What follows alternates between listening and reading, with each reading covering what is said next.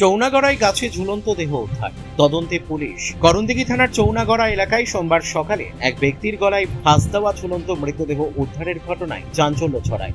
Police মৃতদেহ উদ্ধার করে ময়না তদন্তের জন্য রায়গঞ্জ মেডিকেল কলেজ হাসপাতালের মর্গে পাঠিয়েছে। মৃতের নাম প্রমোদ সিনহা, বয়স ৩৯ বছর। তিনি চৌনাগড়া এলাকার বাসিন্দা। পরিবারের দাবি, সকালে বাড়ির পাশের একটি গাছে স্থানীয়রা তার ঝুলন্ত দেহ দেখতে পান। পরে খবর পেয়ে পুলিশ ঘটনাস্থলে পৌঁছে দেহটি উদ্ধার করে। মৃতের জামাইবাবু সুশান্ত সিনহা জানান, প্রমোদ কেন এমন চরম সিদ্ধান্ত নিলেন তার কোনো কারণ পরিবারের জানা নেই। ঘটনার প্রকৃত কারণ জানতে তদন্ত শুরু করেছে করণদিঘি থানার পুলিশ। নাম? সুশান্ত সিনহা। যে মারা গেছে কে হবে আপনার? সালা হবে। কি নাম ওনার? নাম প্রমোদ সিংহ। বয়স কত? বয়স 39। কি করতেন উনি? ওই তো কি শপিং করতো, মানে ওই মোবাইলের। মোবাইলের দোকান ছিল।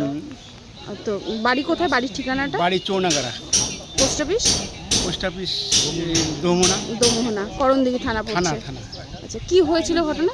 তো ঘটনাটা তো বলতে পারছি না। মারা গেল কিভাবে? মারা গেল তো দেখছে যে ভোরবেলায়, মানে আর কি সকালবেলায় উঠে দেখছে একজন যে মানে এরকম ঘটনা। তখন দৌড়াদৌড়ি করে ডাকাডাকি করে। কোথায় সেটা? কোথায়? ওই বাড়ির মানে পাশেই আর কি। ওই দাদা লাগবে, দাদার মানে কি, দাদার আর কি বাড়ির পাশে। বাড়িতে কে কে রয়েছে ওনার? বাড়িতে বাবা মা সবই আছে, 3টা বোন আছে, কুমারী, আচ্ছা, বিবাহ হয়নি। তো সমস্ত দায়িত্ব কি ওনার উপরেই ছিল? হ্যাঁ ছিল। ওনার উপরেই ছিল, মোটামুটি ওরই উপরে ছিল। ওর উপরেই সংসারের ভরসাটা ছিল? না, গার্জেন জায়গা জমি আছে। জায়গা জমি আছে।